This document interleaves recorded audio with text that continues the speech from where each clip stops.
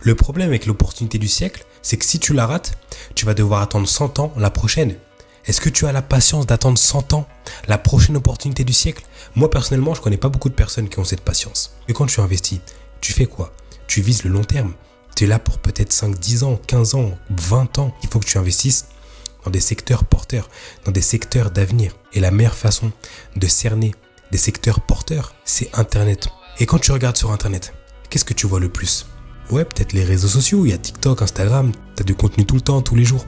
Et peut-être que tu vas te dire, est-ce que c'est peut-être une bonne idée d'investir peut-être dans un réseau social? Parce que les réseaux sociaux, c'est le moteur aujourd'hui. La plupart des personnes qui sont sur leur téléphone passent des heures et des heures sur les réseaux sociaux. Donc peut-être que tu vas investir dans un réseau social, comme ça tu es sûr d'avoir un patrimoine qui se développe au fil du temps.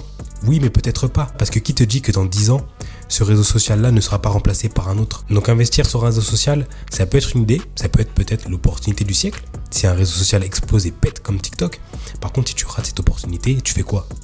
Donc, il faut que tu penses à autre chose. Hormis les réseaux sociaux, qu'est-ce qu'il y a d'autre? De quoi on parle actuellement? On parle beaucoup d'intelligence artificielle. Il y en a tellement aujourd'hui que si tu investis dans une intelligence artificielle et qu'elle fait faillite, tu fais quoi? T'as tout perdu.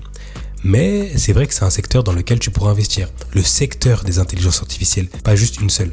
Parce que si tu investis dans une seule entreprise, c'est risqué. La diversification réduit le risque. Parce que le risque est présent partout. Même quand tu sors dans la rue, tu prends le risque de te faire renverser. Tu te lèves de ton lit, tu prends le risque de glisser et de te péter le genou. La vie est un risque. Maintenant, le but, c'est de gérer le risque et de le réduire au maximum. Dans les investissements, tout est risqué. Mais si tu peux réduire le risque de 80%, fais-le et fonce. Investir dans le milieu de la technologie, pour moi, c'est un très bon secteur d'avenir. Même de la médecine, parce que la médecine, l'informatique, l'intelligence artificielle, peu importe les périodes de crise qu'on traverse, ce seront toujours des secteurs porteurs sur lesquels on va s'appuyer au quotidien. On aura toujours besoin de ces secteurs-là. L'intelligence artificielle, peut-être qu'on n'en a pas besoin actuellement, mais ça se développe. Et c'est l'avenir en fait. Tout le monde va utiliser les intelligences artificielles. Ça fait que nous faciliter la vie. Pourquoi on ne va pas utiliser un outil qui nous permet de nous faciliter la vie? Et pareil pour la médecine. Tout le monde a besoin un jour d'aller chez un médecin. Investir dans le milieu médical, c'est une superbe idée pour l'avenir parce qu'on aura toujours besoin de médecins. Et ce qu'on remarque, c'est qu'en période de crise, au moment où on avait le Covid, les confinements, etc., toutes les activités qui ont continué à fonctionner, qui ont continué à tourner, c'est sur ces activités-là qu'il faut investir.